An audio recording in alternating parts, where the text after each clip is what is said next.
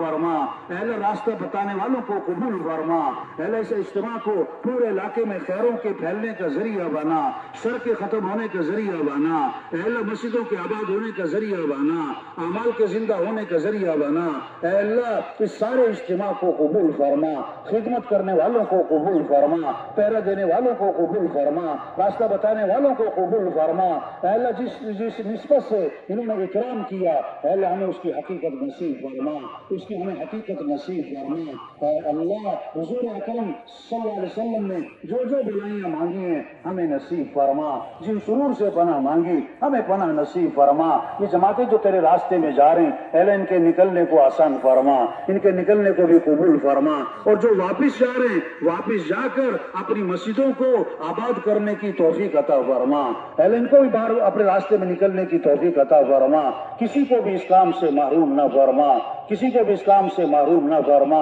اے اللہ خیر کے دروازوں کو کشادہ فرما، اے اللہ شر کے دروازوں کو بند فرما، اے اللہ نفس کے شر سے حفاظت فرما، اے اللہ شیاطین کے شر سے حفاظت فرما، اے اللہ شریروں کے شر سے حفاظت فرما، اے اللہ حاسدوں کے حسد سے حفاظت